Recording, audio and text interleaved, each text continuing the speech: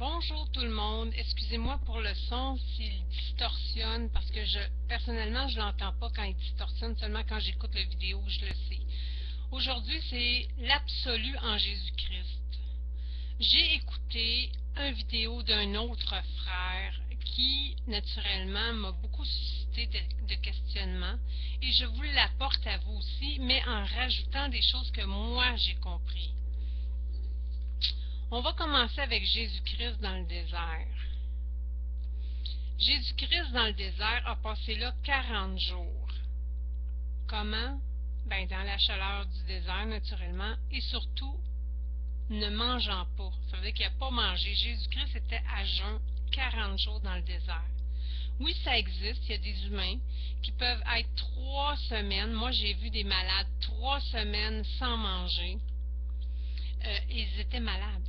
Alors oui, des humains peuvent arriver à aller jusqu'à 40 jours.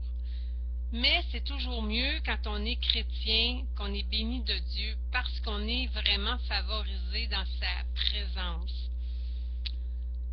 Jésus-Christ, 40 jours, plus que les jours avançaient probablement, plus qu'il était dans l'onction de Dieu encore plus puissamment. Et Satan, qui était dans le désert avec Jésus-Christ pour le titiller, pour vraiment essayer de le tenter, pour lui donner le goût d'agir contre le gré de Dieu, le tenter, vraiment essayer de le persuader, vraiment le pousser à bout, comme on dit. Mais Satan, il n'avait pas tous les éléments. Satan, il était intelligent, oui, mais ça semble qu'il ne l'est pas tant que ça. Parce que Satan avait probablement dans son idée que Jésus-Christ, quand les jours allaient avancer sans manger, dans le désert tout seul, le pauvre, il se sentirait perdu, il se sentirait délaissé, puis qu'il aurait faim, puis qu'il serait vulnérable. Ce qui était le contraire. Plus que Jésus-Christ était, qui s'appelle Immanuel, Yeshua Mashiach, Yeshua, c'est le nom de Jésus, plus qu'il était à jeun, plus qu'il devenait dans la grâce de Dieu, dans la puissance de Dieu. Mais il l'était déjà, hein, il est né dans la puissance de Dieu, là. Tu sais, Jésus-Christ, c'est Dieu. Puis là, ben, c'est sûr que Satan, dans sa façon de penser, c'est de croire qu'il était capable, parce qu'il ne l'aurait pas fait. Moi, je sais bien qu'après 2 heures d'essayer de faire comprendre à quelqu'un quelque chose, il ne comprend pas, je vais décrocher. 40 jours. Il était déterminé, ce Satan-là, il était déterminé à essayer de faire chuter Jésus-Christ. Mais il n'y avait pas vraiment toutes les perspectives de Jésus-Christ, parce que s'il y avait eu toutes les perspectives de Jésus-Christ, je pense pas qu'il l'aurait essayé. Je pense pas qu'il aurait perdu son temps. Je vais vous donner un verset avant de continuer, que j'ai fait sur Facebook aujourd'hui, qui est dans Jean 17, 10 et 11. Je vais mettre mes lunettes. Tout ce qui est à moi est à toi, et ce qui est à toi est à moi. Ça veut dire ce qui est à vous est à moi, ce qui est à moi est à vous. Bien ça, c'est entre Dieu et Jésus-Christ, naturellement. Là, un peu plus bas dans les autres versets, parce qu'il faut lire tout le chapitre au complet, hein, parce que c'est hors contexte. Un peu plus bas, il est écrit « Afin qu'il soit un comme nous ». Alors Jésus-Christ devient notre nouvelle alliance pour que nous devenions avec lui-même un par l'alliance, par le Saint-Esprit. On retourne dans le désert. Là, je vais vous mettre dans un autre contexte, une image, que vous puissiez comprendre pourquoi que Jésus n'a pas bronché à Satan. N'oubliez pas que Jésus-Christ, tout ce qui est à Dieu est à lui, et ce qui est à lui est à Dieu, et que nous sommes un avec Dieu. Et je vais vous dire, mais après ça, vous allez voir où est-ce que l'autre frère qui a fait une vidéo, dans quoi je m'en viens. Admettons que vous avez une maison, elle est à vous, vous l'avez construite, elle est toute payée, vous n'avez aucune dette, elle est à vous. Personne ne peut vous l'enlever, elle est vraiment à vous. Elle vous appartient depuis longtemps, elle est vraiment, vraiment à vous. Vous allez dans le désert, 40 jours sans manger, mais vous êtes chrétien avant tout, hein? Vous êtes dans l'onction de Dieu, vous priez, vous vous êtes avec les anges qui vous servent, plus que vous avancez, plus que vous êtes dans la grâce de Dieu. Et là, Satan arriverait et vous dirait, gars, si tu fais ce que je te demande, je vais te donner ta maison. Là, vous allez dire, mais pourquoi qu'il me donnerait ma maison? C'est ma maison déjà. Voilà pourquoi que Jésus-Christ n'a jamais bronché. Parce que Satan essayait de lui donner des choses qui lui appartenaient déjà. Fait que Jésus-Christ l'a regardé comme un sans-dessin. Comme s'il était un sans-dessin, Satan. Vraiment, là. C'est comme si quelqu'un arriverait avec mon sac à main et dirait « Donne-moi un bec, parce que sinon je te donne pas ce sac à main-là. » Mais non, excusez, c'est à moi, il m'appartient. Vous n'avez pas d'affaire à faire de gestes, quoi que ce soit, quand c'est déjà à vous.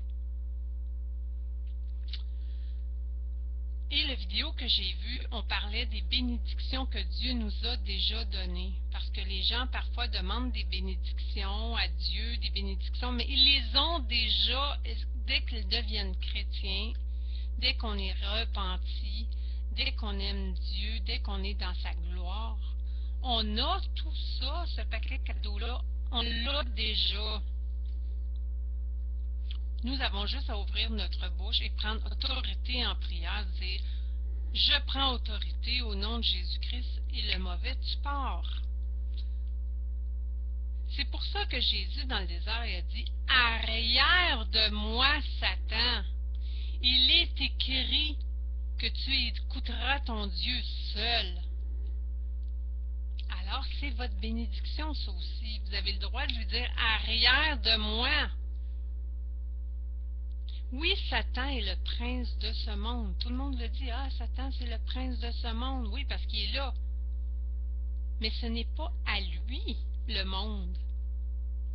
Ce n'est pas à lui. Oui, il peut gambader, il peut venir vous influencer, de vous tenter. Il peut essayer de vous attaquer, mais il n'a aucun droit quand vous êtes chrétien. Parce que tout vous appartient.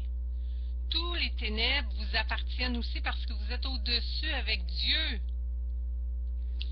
J'ai écouté aussi une autre vidéo qui parlait d'un homme très très puissant qui est Jonas. C'est vraiment puissant cet homme-là et qui est vieilli aujourd'hui, mais il a fait tellement de vidéos. Et à un moment donné, il a un marabout qui est dans la salle et l'Esprit Saint lui montre ce marabout-là. L'homme compte son histoire comme quoi qu'il faisait des potions magiques sous contrat. Là. Les gens l'appelaient des commandes. Là. Vraiment, comment on appelle ça, des tueurs à gages? Mais là, c'est un tueur à gages sorcier, OK? Avec son pigeon, il mettait des messages. Et dans le monde entier, pas juste en Afrique, partout. Partout, partout, partout, partout. Et il envoyait ses messages et ça fonctionnait. Mais le marabout a dit que ça ne fonctionnait pas. Le pigeon revenait quand c'était un chrétien. Pourquoi? Parce que Dieu a bien dit que rien va nous arriver. Rien nous arrivera. Je mettrai les versets sur la vidéo en même temps que je parle, vous allez pouvoir les lire.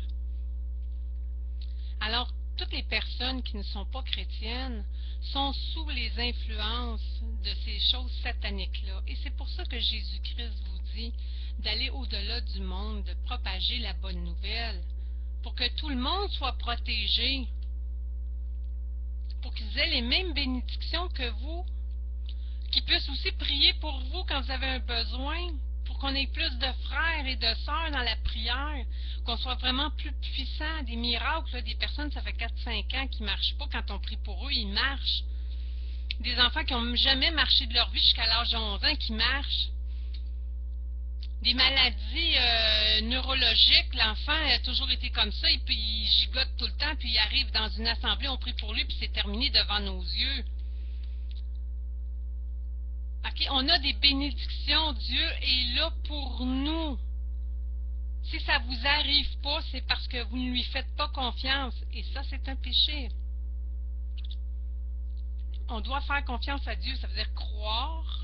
Avoir la foi, c'est la même chose qu'avoir confiance. Ces trois mots-là, foi, croire et confiance, c'est la même affaire. OK? Et quand Dieu nous dit d'abandonner notre corps et notre chair, vraiment de laisser notre chair pour lui, ça ne veut pas dire de se laisser dépérir. Au contraire. contraire. Ça veut dire de laisser entrer le Saint-Esprit en nous complètement, puis on devient encore plus puissant. C'est pas le contraire, c'est pas un vide qui se fait, là. Tu sais, quand il y a des versets qui disent abandonnez la chair, là, tu sais, défaites-vous de la chair. Ça veut pas dire ça, ça veut dire que laissez entrer Dieu à toutes les particules de votre chair pour que ça devienne divin et céleste. Ça veut pas dire d'attraper des maladies, ça veut pas dire de se laisser lousse. Et souvent, j'ai des amis, et même je le répète encore parce que je l'ai déjà dit dans d'autres vidéos, je dis, donne tes enfants à Dieu, donne-toi à Dieu. Là, ils disent, ouais, mais ils ont peur de mourir. Mais non, se donner à Dieu, c'est le contraire. C'est d'être sous une protection divine qui est au-dessus de toute chose.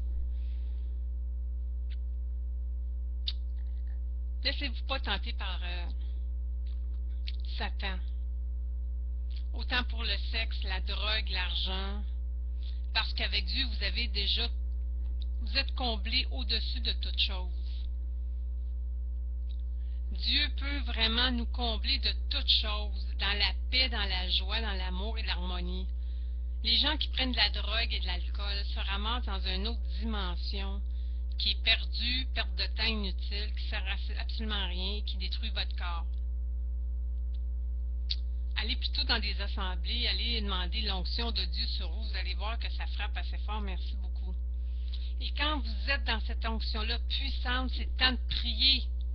Hein, je le répète, priez quand vous êtes dans l'onction, lâchez pas les rênes, c'est le temps de prier, Dieu est là. Agissez, demandez-le clairement pour qu'il vous entende. Je sais que Dieu n'est pas niaiseux, il sait très bien ce qu'il fait.